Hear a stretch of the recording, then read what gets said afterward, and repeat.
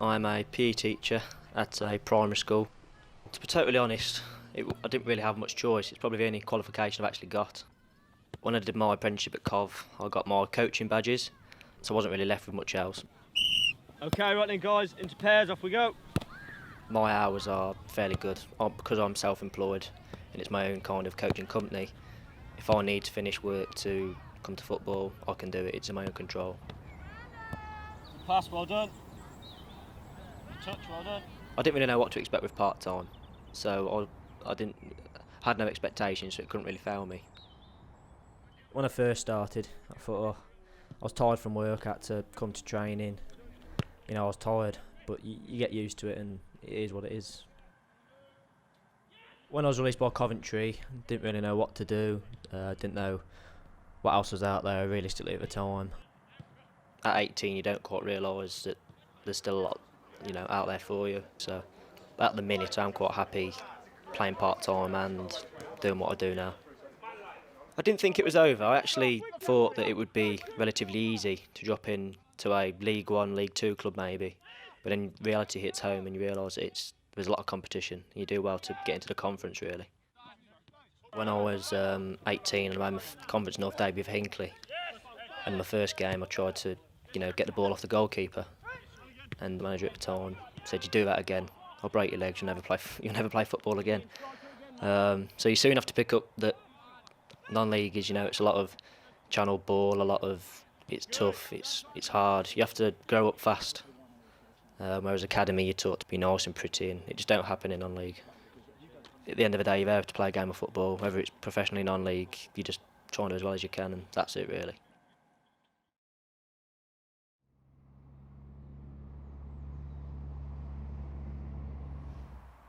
I work full-time. I work for a plumbing and building merchants called John Nichols. They're based in Banbury.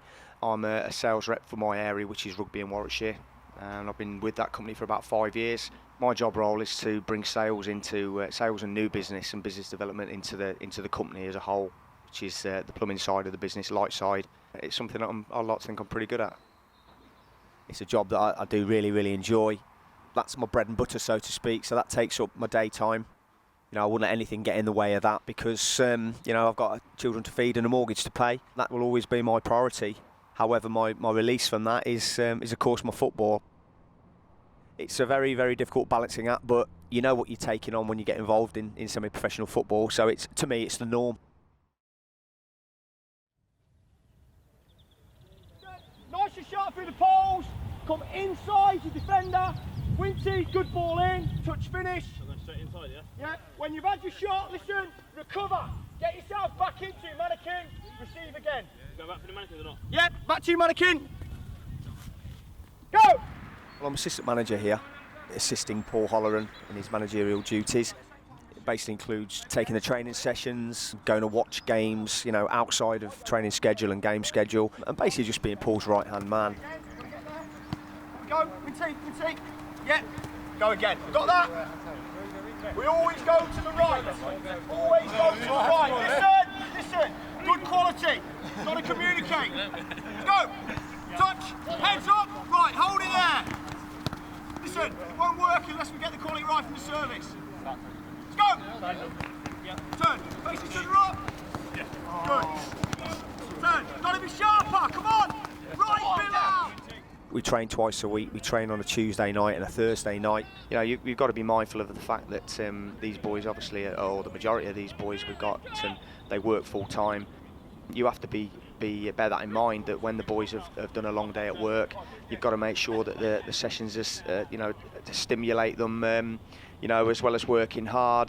But they've got to be able to enjoy it. So it's a very fine line. You don't want to be coming here just to have the socks ran off you.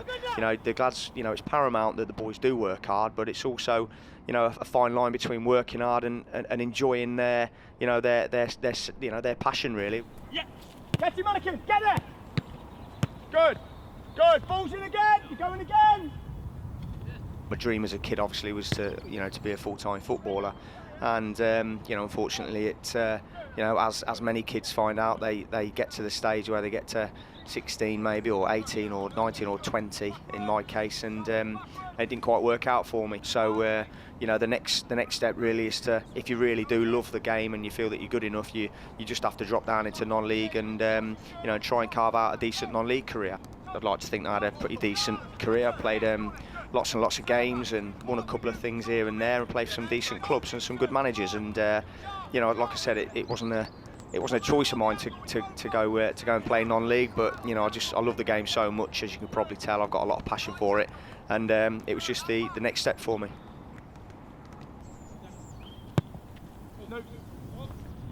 Great touch, Luke. Great ball, Luke. Still with that, easy. I'm a electrical maintenance engineer. I'll get up at 6 o'clock in the morning, get ready for work, get to work, start for 7, have a day at work, enjoy myself as usual, and then I get ready for football. It's tiring.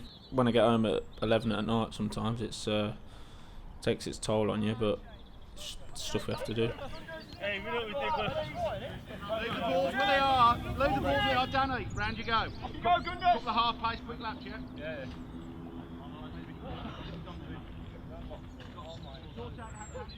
You can go to the gym and stuff like that, but it's not the same really, I don't think. You get a lot more out of football.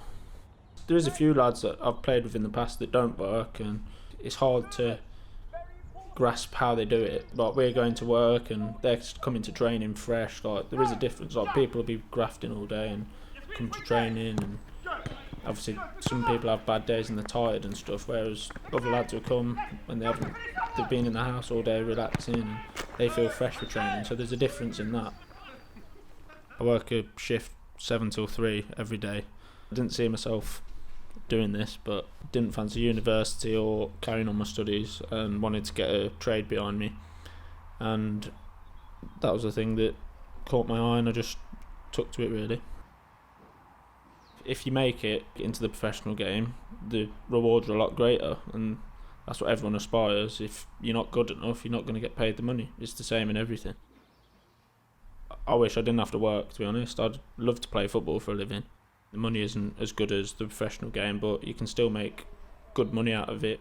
I signed here last year, looking forward to the season. By the end of the season, I've been made captain and I've come on a lot, and yeah, I'm enjoying it.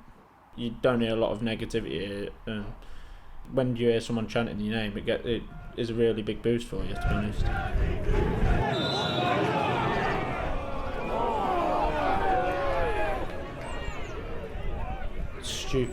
Stupid moment for me.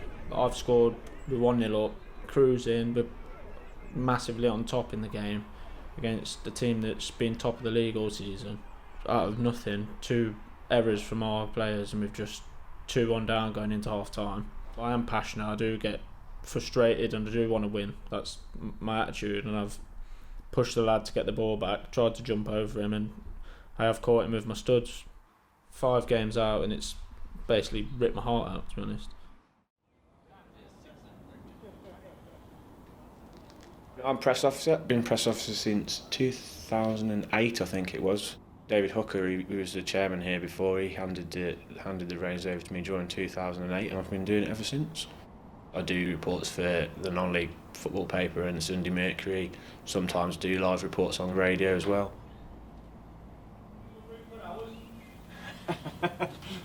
Don't think there'll be any room left, mate. Sorry. I had no idea there was even a football team in the town. Discovered them through watching Hinckley United and finding a fanzine in their club shop. It's not an excuse, if you like, it's a reason. As soon as I discovered my hometown had a football team, that was it for me. It's like, I've got this is my football and identity, I've got a reason to support this team. You do get a bit despondent. I know I have to go to work on Saturday nights, and sometimes I'll be walking around chuffing cages around thinking, why am I doing this? But it doesn't happen very often, I've got to be honest. I suppose in one way it's a sense of pride because it's my hometown. They've done quite a lot over the last 14, 15 seasons. It's just a shame that more people in the town aren't aware of it, really. Non-league games, you can go where you like. Go and stand where you like, talk to who you like. The players are a lot more approachable. You're detached from everything going to watch professional teams, I think. There's always been a lot of shouting from down below that the FA should be filtering money down to sort of help grassroots football, but it doesn't ever seem to happen, does it? So I've made so many friends, you know, over the last 14 years. The people that I see here on match days, they're all my best friends. It probably sounds a bit sad to say it, really, but it's true.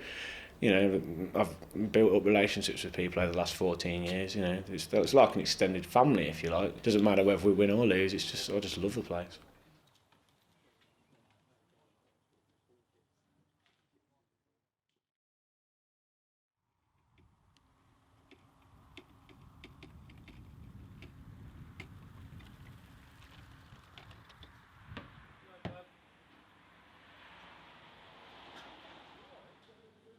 Well, I started following the breaks when I was about 7. My uncle, who was involved with the club at that time, used to bring me up.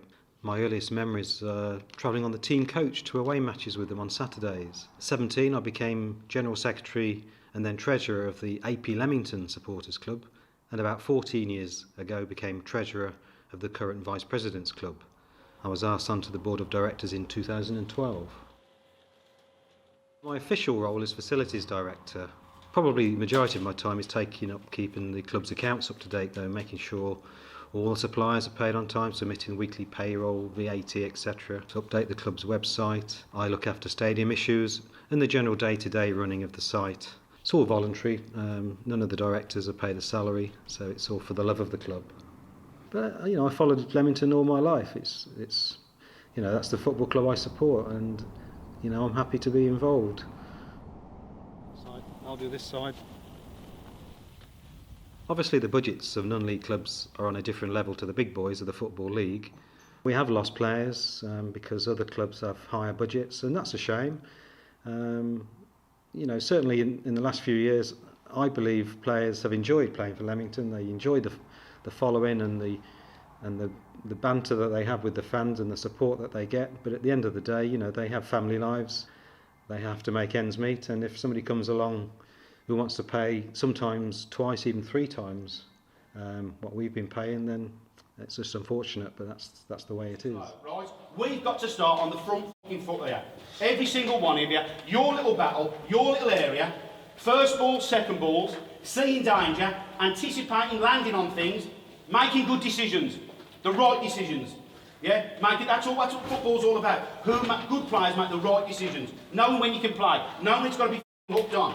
But the biggest thing about today is starting with a good tempo. The first 20 minutes, we have got to be on the front foot, right? We've got to be around the pitch, first balls, second balls, into good areas, and squeezing up the pitch. That's where we need to be. Now, come on! Come on! Come on, brave it, boys, eh? Braver on the ball, eh? Come on! Come on, son! Dig in! Come on! Pop the ball! Win your balls, eh? Come on, then. Come on, then. Win your balls! Let's be at it! 1-1. Yes, Johnny, come on, son. Come on, Chilly. Come on, son. Come on, Jack. Come on. Kick it. 2 points. Come on, Jacko. You're getting right at it. Come on. Come on, lads. Come on. Connor. Be in control. Be in control. Yeah. Be in control of your emotions. Make the right decisions. Yeah. Make the right decisions all over the pitch. Yeah. Come on.